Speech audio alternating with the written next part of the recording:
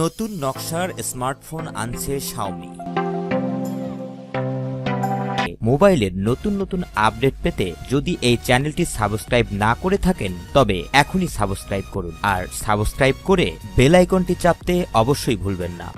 নতুন নকশার স্মার্টফোন আনছে চীনা প্রযুক্তি পণ্য নির্মাতা প্রতিষ্ঠান শাওমি। মিমিক্স 2S নামের নতুন একটি স্মার্টফোন বাজারে ছাড়বে প্রতিষ্ঠানটি। শাওমির প্রধান নির্বাহী কর্মকর্তা লিজুন চীনের সামাজিক যোগাযোগের ওয়েবসাইট ওয়েবুতে নতুন স্মার্টফোন নিয়ে আসার বিষয়টি নিশ্চিত করেছেন। লিজুন বলেছেন, মিমিক্স 2S স্মার্টফোনটির চারদিক হবে বাঁকানো সিরামিকে তৈরি। 8GB র্যাম ও 256GB বিল্ড ইন স্টোরেজ সুবিধার একটি সংস্করণ বাজারে পাওয়া যাবে। মিমিক্স 2S স্মার্টফোনটিতে ফিচার হিসাবে থাকবে material design, Snapdragon 845 chipset, wireless charging সুবিধা, পেছনে খাড়াভাবে বসানো দুটি ক্যামেরা ও তাতে কৃত্রিম বুদ্ধিমত্তাযুক্ত নানা সুবিধা। এর আগে শাওমির নতুন এ স্মার্টফোন ঘিরে নানা তথ্য প্রযুক্তি বিষয়ক বিভিন্ন ওয়েবসাইটে তথ্য ফাঁস হয়। স্ল্যাশলিক্সে 6 সেকেন্ডের এক ভিডিও টিজারে দেখানো হয় শাওমির নতুন স্মার্টফোনটিতে সিরামিক ডিজাইন, পেছনে খাড়াভাবে সাজানো 2 ক্যামেরা সেটআপ ও